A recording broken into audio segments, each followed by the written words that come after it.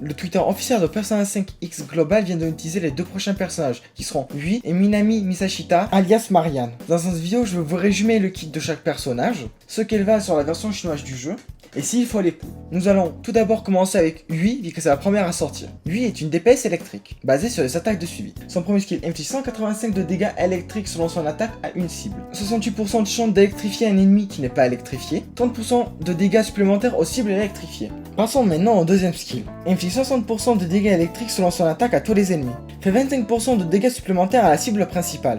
Son troisième skill augmente son attaque de 39%. Choisis un allié pour qu'il devienne son playmate. L'un des attaques de suivi après le skill du playmate. Les deux prochaines attaques de suivi infligent 133% de dégâts électriques selon son attaque. Son ultime augmente l'attaque de 34%. Les attaques de suivi font 24% de dégâts basés sur son attaque pendant 2 tours. Fait une attaque de suivi après chaque attaque alliée pendant un tour. Maintenant passons au passif.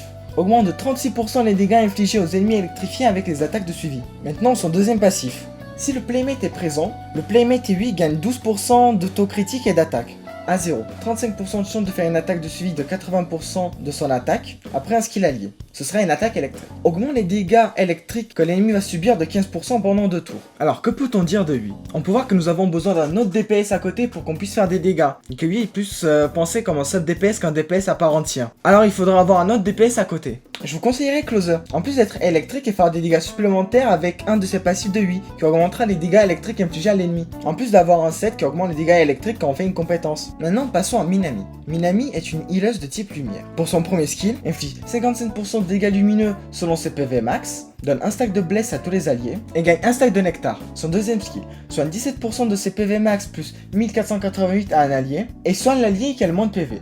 Supprime 2 malus sur chaque allié, donne un stack de bless aux alliés soignés. Il se régénère 14% des PV max de Minami plus 1190 par tour pendant 2 tours, et Minami gagne un stack de nectar. Son troisième skill, Marianne consomme tous ses nectars, soigne 16% de ses PV max plus 1347 à un allié et à l'allié qui a le moins de vie. Se répète jusqu'à 2 fois pour chaque stack de nectar consommé. Augmente les PV max de tous les alliés de 7,5% jusqu'à 1057 pour chaque stack de nectar utilisé pendant 2 tours. Son ultime soigne tous les alliés de 17,6% de ses PV max plus 1500, supprime un malus, augmente les PV de tous les alliés de 16,5% jusqu'à 2326 pendant 2 tours. Tous les alliés se soignent de 6,5% de leur PV max plus 665 après leur action pendant un tour. Maintenant passons à ses passifs. Son premier passif. Les alliés soignés infligent 15% de dégâts en plus, augmente de 3% par stack de bless jusqu'à 30%. Son deuxième passif, les alliés gagnent jusqu'à 10% de PV max de Minami jusqu'à 1500. Ça A0 commence le combat avec un stack de nectar. Si un allié a moins de 70% de PV au début du combat, gagne un stack de nectar jusqu'à 2 fois. Comme on a pu le voir, Minami est une excellente soigneuse, même en A0. Avec ses augmentations de PV et son soin continu, vous êtes sûr que votre team a tout le temps resté vivante quoi qu'il arrive. Maintenant allons voir ce que chaque personnage vaut sur la version chinoise du jeu. Commençons tout d'abord avec Yui. Quand il s'agit de farmer, Yui elle est classée en T5, qui est le pire tiers du jeu. Mais quand il s'agit pour les boss, elle est en T2, chose qui est vraiment bien et que c'est plus pour les boss où on aura du mal à les tuer.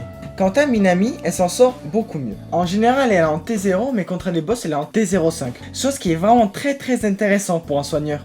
Maintenant, passons à la partie intéressante de la vidéo. Faut-il pull les persos ou les skip? Bien évidemment, si les persos vous plaisent, allez-y, faites-vous plaisir. Pour lui, le problème reste un peu compliqué, vu qu'à part Closer, elle n'a pas vraiment de DPS électrique faite pour elle. En plus, le prochain personnage électrique qui va sortir sera aussi un seul DPS. Alors, Talia, à part la jouer avec un DPS de notre type, elle ne sera pas exploitée à 100%. Alors, poulez-la si vous voulez, mais pour moi, ce sera un skip. Quant à Marianne, allez-y à 100% poulez-la. Mais il y a un mais. Le personnage viendra sur la bannière permanente. Alors, ce sera jeter des poules par la fenêtre si vous invoquez pour elle, vu que quand vous perdez votre 50-50, vous l'aurez. Donc moi, ce que je vous conseillerais, c'est que pour lui, faites ce que vous voulez. Quant à Talia, c'est encore le début du jeu, les ennemis n'ont pas encore beaucoup de dégâts. Je vais attendre de l'avoir depuis la permanente. Mais le personnage, il vaut vraiment le coup d'être pull. Talia, c'est une must-have de la permanente. En espérant que cette vidéo vous avait été utile pour savoir si vous allez pull le perso ou pas. Sur ce, on se voit sur une prochaine vidéo.